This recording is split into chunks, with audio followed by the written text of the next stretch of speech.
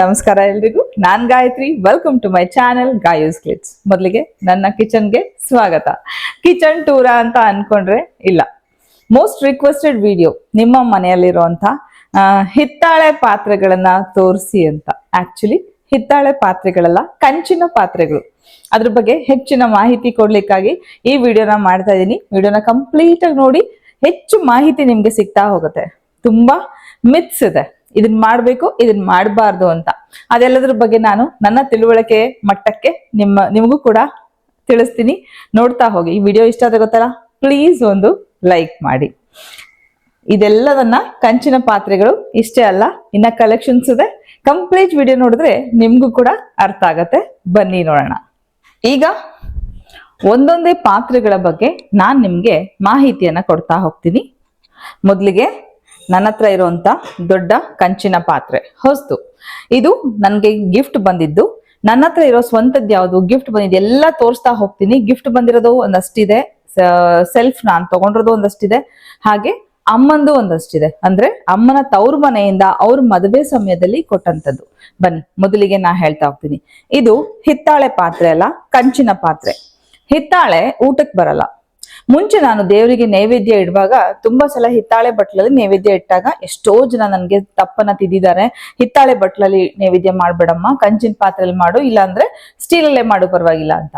So ಆಗ ನಾನು ಅದ್ರ ಬಗ್ಗೆ ಹೆಚ್ಚು ತಿಳ್ಕೊಳ್ತಾ ಹೋದಾಗ ಅಮ್ಮನ ಹತ್ರ ಮಾತಾಡಿದಾಗ ಅಮ್ಮ ಹೇಳಿದ್ದು, ಹೌದು, ಕಲಾಯಿ ಹಾಕ್ಸಿರೋಂತ ಕಂಚಿನ ಪಾತ್ರೆ ಮಾತ್ರ ಅಡುಗೆಗೆ ಯೋಗ್ಯ, ಇಲ್ಲ ಅಂದ್ರೆ ಅಡುಗೆ ಮಾಡ್ಲಿಕ್ಕೆ ಬರಲ್ಲ ಅಂತ ಹೇಳಿದ್ರು. ಏನು ಕಲಾಯಿ, ಯಾಕೆ, ಇದ್ರ ಬಗ್ಗೆ ನಾನ್ ತಿಳಿಸ್ತೀನಿ.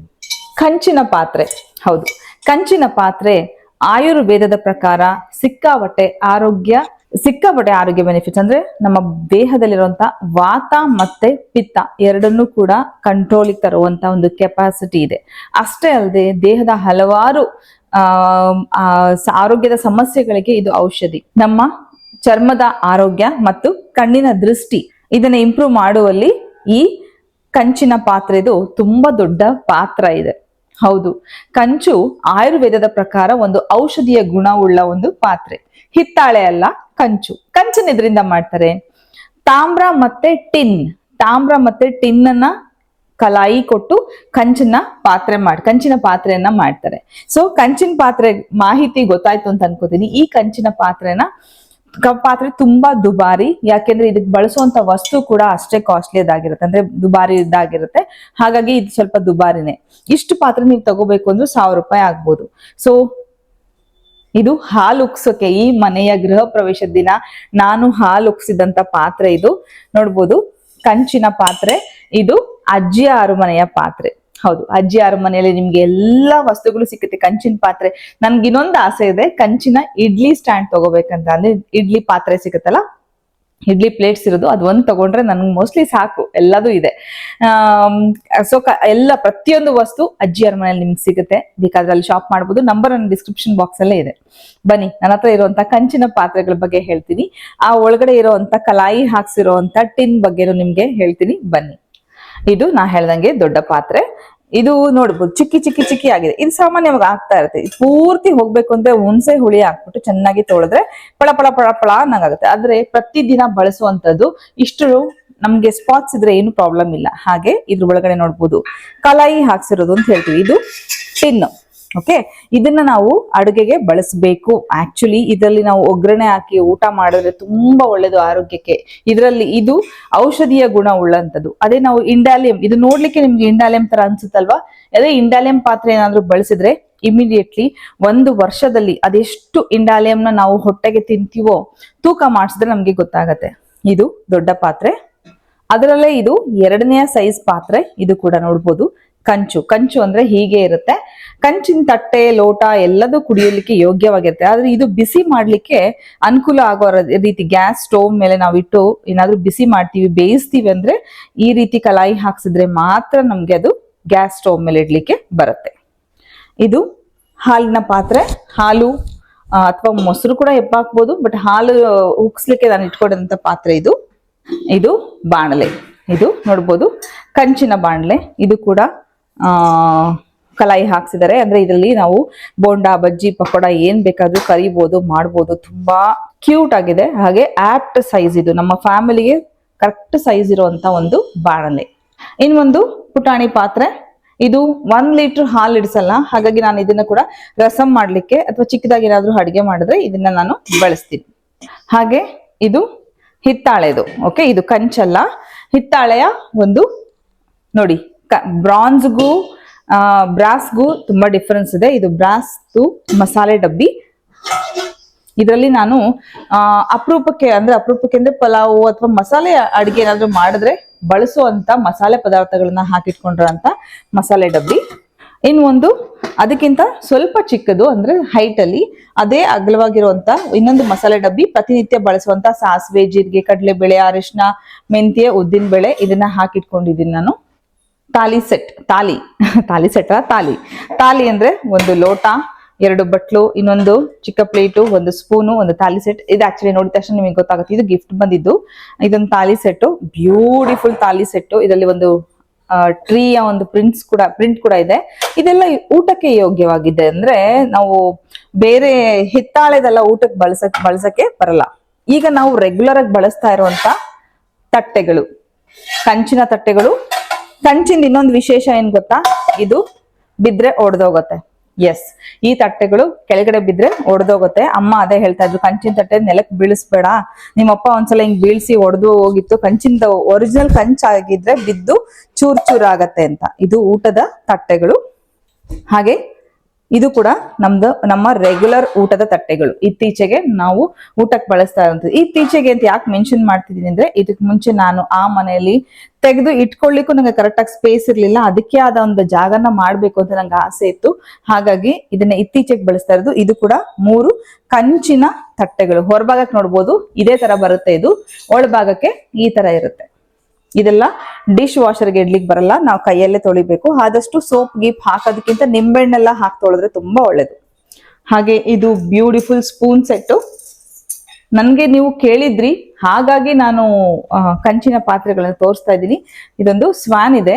ಈ ಸ್ವಾನ್ ಅಲ್ಲಿ ಸ್ಪೂನ್ ನ ಇಡ್ಬೋದು, ಡೈನಿಂಗ್ ಟೇಬಲ್ ಮೇಲೆ ಕೂಡ ಇಡ್ಬೋದು. ಬ್ಯೂಟಿಫುಲ್ ಆಗಿ ಕಾಣಿಸುತ್ತೆ. ಇನ್ನೊಂದು ಕಂಚಿನ ಪಾತ್ರೆ, ಒಳಗಡೆ ಕಲಾಯಿ ಆಗಿದೆ. ಇದು ನೋಡಿ ಹೊರಭಾಗ ಯಾವ ರೀತಿ ಇದೆ ಅಂತ ನೋಡಿ. ಈ ರೀತಿ ಇದೆ, ತಳ ನೋಡಿ. ಇದೇನ್ ಪಾತ್ರೆ ಗೊತ್ತಾ, ಅಮ್ಮನ್ಗೆ ಮದ್ವೆಯಲ್ಲಿ ನಮ್ ತಾತ ಅನ್ನಕ್ಕೊಂದು ಸಾರುಗೊಂದು ಅಂತ ಕೊಟ್ಟಿದ್ದಂಥದ್ದು. ಕಾಣಿಸ್ತಾ ಇದ್ಯಾ? ಇದು ಕೂಡ ಕಲಾಯ ಆಗಿರುವಂತ ಕಂಚಿನ ಪಾತ್ರೆ. ಇದು ಸಾರು ಮಾಡ್ಲಿಕ್ಕೆ, ಇದು ಅನ್ನ ಮಾಡ್ಲಿಕ್ಕೆ ಅಂತ ನಮ್ ತಾತ ಕೊಟ್ಟಂತ ಪಾತ್ರೆಗಳಿದು. ಇದರಲ್ಲಿ ಸುಮಾರು ಪಾತ್ರೆಗಳಿತ್ತು. ಏನ್ ಮಾಡ್ತಿದ್ವಿ ನಾವು ಚಿಕ್ಕವರಿದ್ದಾಗ ಗೊತ್ತಾ, ಇದ್ರಲ್ಲಿ ಶೋ ಪ್ಲಾಂಟ್ ಇಡ್ತಿದ್ದೆ. ಅಂದ್ರೆ ನಾನು ಇದನ್ನ ಪ್ಲಾಂಟರ್ ತರ ಯೂಸ್ ಮಾಡ್ತಾ ಇದ್ದೆ ನಾನು. ಅವಾಗ ನನಗೆ ಗೊತ್ತಿಲ್ಲ ಇದನ್ನ ಅಡಿಗೆ ಬಳಸ್ಬೇಕು ಅಂತ ನನಗೆ ಗೊತ್ತಿರ್ಲಿಲ್ಲ. ಅಮ್ಮನು ಬಳಸೋದ್ ಬಿಟ್ಬಿಟ್ಟಿದ್ರು. ಅಮ್ಮನು ಸ್ಟೀಲ್ ಪಾತ್ರೆಗಳೆಲ್ಲ ಬಳಸಕ್ ಶುರು ಮಾಡಿದಾಗ ಇದೆಲ್ಲ ಬಿಟ್ಬಿಟ್ಟಿದ್ರು. ಇದ್ರಲ್ಲಿ ನಾನು ಹೂಜಿನ ಇಟ್ಬಿಟ್ಟು ಹೂಗಳನ್ನ ಇಡೋದು ಅಥವಾ ಗಿಡ ಇಡೋದು ಆ ತರ ಬಳಸ್ತಾ ಇದ್ದೆ ನಾನು ಇದನ್ನ. ಒಂದು ಕಂಚಿನ ಪಾತ್ರೆ ನೋಡ್ಬೋದು, ಕಲಾಯಿ ಇದೆ ಒಳಗಡೆ.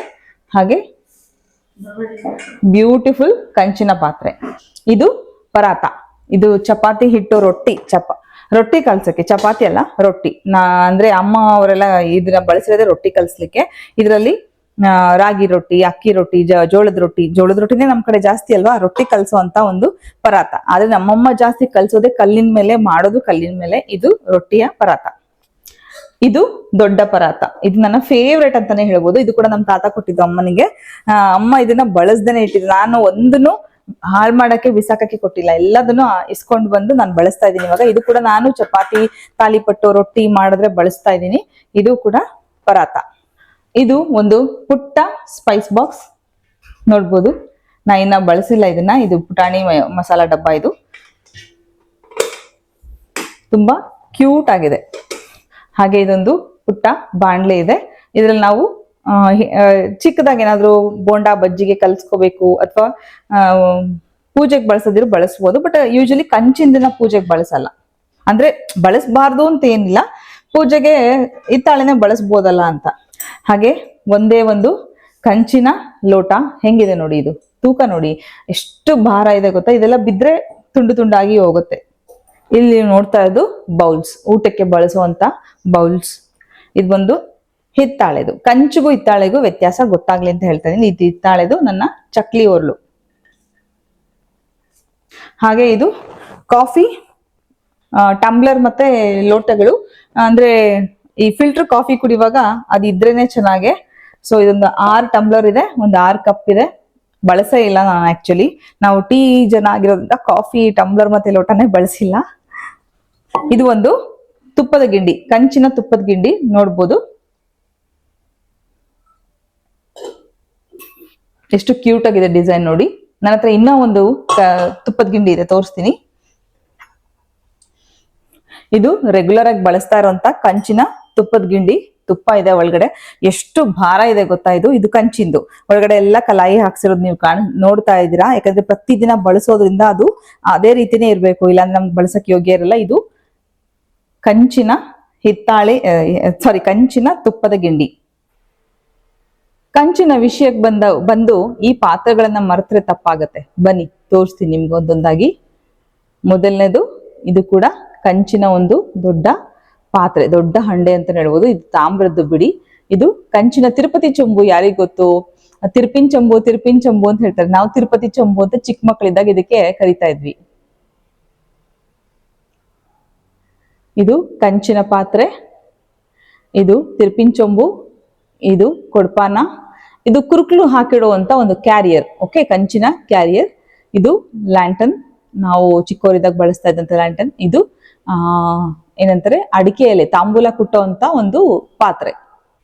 ನೋಡಿದ್ರಲ್ಲ, ಇದಿಷ್ಟು ನನ್ನ ಕಂಚಿನ ಪಾತ್ರೆಗಳ ಕಲೆಕ್ಷನ್. ಇಷ್ಟ ಆಗಿದ್ರೆ ಗೊತ್ತಲ್ಲ, ಪ್ಲೀಸ್ ಒಂದು ಲೈಕ್ ಮಾಡಿ. Thank you.